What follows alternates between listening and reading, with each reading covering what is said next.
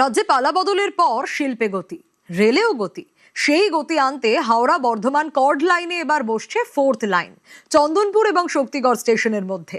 এর জন্য রেলকে প্রায় 4.5 হেক্টর জমি দেবে রাজ্য। ফোর্থ লাইন হয়ে গেলে কর্ড লাইনে চাপ কমবে।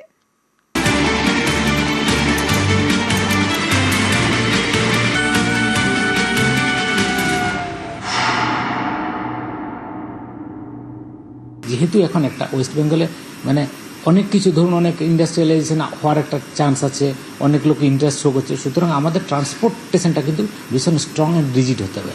তো সুতরাং এটাও কিন্তু ইন্ডাস্ট্রিয়ালাইজেশনের যে একটা গ্রোথ সেটাকেও কিন্তু একটাখানি প্রভাব ফেলবে। আর তাছাড়া আমাদের নিয়ার বাই যদি ইন্ডাস্ট্রিয়াল টাউন ধরি, সেটা কিন্তু বর্ধমানদের র মেটেরিয়ালটা দিচ্ছে with regard to agriculture producers, but সামনে কিন্তু স্টিল টাউন কিন্তু আমার দুর্গাপুর। সুতরাং এই লাইনটা খুবই দরকার ছিল ওয়েস্ট বেঙ্গলের রিসেন্ট প্রোগ্রেসের জন্য।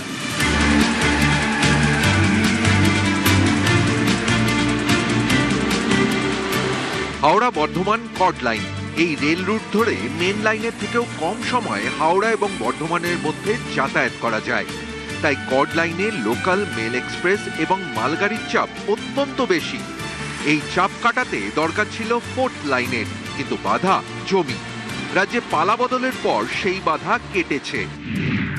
কর্ড লাইনে চন্দনপুর এবং শক্তিগড়ের মধ্যে দূরত্ব 48 কিলোমিটার 300 মিটার। এই দুই স্টেশনের মধ্যে বসবে চতুর্থ লাইন। এর জন্য রেলকে 4.38 হেক্টর জমি দেবে রাজ্য। রেল প্রকল্পে খরচ হবে 851 কোটি 74 লক্ষ টাকা। যেহেতু হাওড়া দিল্লি মেন রুট এটাই, সুতরাং আমাদের প্রচুর ডিমান্ড আছে, কিন্তু সেই সামনে লাইন চালাতে হবে না। এই জন্য হাওড়া থেকে যেটা আমার আরেকটা এডিশনাল ফোর্থ লাইন, যেটা চন্দনপুর থেকে শুরু হয়ে আমরা শক্তিগড়ে গিয়ে মার্চ করছি, শক্তিগড় থেকে বর্ধমান আবার আমার ফোর্থ লাইন আছে। তো সেই জন্য এই লাইনটা যদি কনস্ট্রাকশন হয়ে যায়, তাহলে আমাদের কিন্তু একসাথে লাইন ক্যাপাসিটি অনেক বেড়ে যাবে।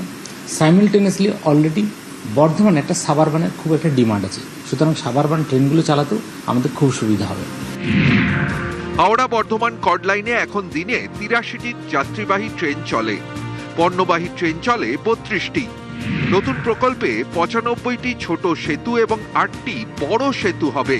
রেলের দাবি, চতুর্থ লাইন হলে দিনে 91টি ট্রেন এবং 37টি পণ্যবাহী ট্রেন চলবে। হাওড়া বর্ধমান কর্ড লাইন সংলগ্ন এলাকায় বেশ কয়েকটি কারখানা রয়েছে। পালা বদলের পর নতুন শিল্পের সম্ভাবনাও তৈরি হয়েছে। রেলের দাবি, সেই কারণেই ফোর্থ লাইন বসানো জরুরি। এই লাইনটা যদি কনস্ট্রাকশন হয়ে যায়, তাহলে আমাদের কিন্তু একসাথে লাইন ক্যাপাসিটি অনেক বেড়ে যাবে। সাইমেলটেনিয়াসলি অলরেডি বর্ধমানে একটা সাবারবানের খুব একটা ডিমান্ড আছে, সুতরাং সাবারবান ট্রেনগুলো চালাতেও আমাদের খুব সুবিধা হবে।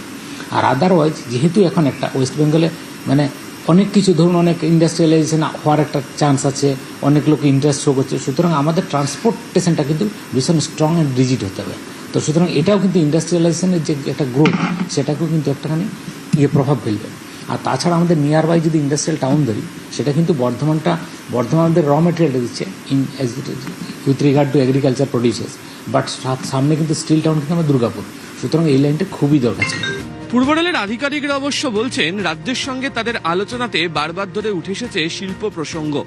আর এই হাওড়া বর্ধমান অংশ জুড়ে বা আরও একটু এগিয়ে গেলে একাধিক শিল্পাঞ্চল রয়েছে, এবং আসানসোল দুর্গাপুর তো অবশ্যই শিল্প স্থাপনের ক্ষেত্রে অন্যতম বড় ডেস্টিনেশন। ফলে এই জায়গাতে শিল্প স্থাপনের ক্ষেত্রে পরিবহন ব্যবস্থাকে ঢেলে সাজানোটা অত্যন্ত জরুরি, আর সেই ব্যবস্থায় ভারতীয় রেল এই কাজটি করতে পারবে। আর একই সঙ্গে যেহেতু এটি প্রধান অংশ হিসাবে হাওড়া দিল্লি সংযোগ পথ হিসাবে ব্যবহার করায়, ফলে সেখানেও ট্রেনের গতি বাড়ানোর জন্য এই লাইন তৈরি করাটা অত্যন্ত জরুরি বলে তারা মনে করছেন। ক্যামেরা অসিত দাসের সাথে আবির ঘোষাল, নিউজ 18 বাংলা, কলকাতা।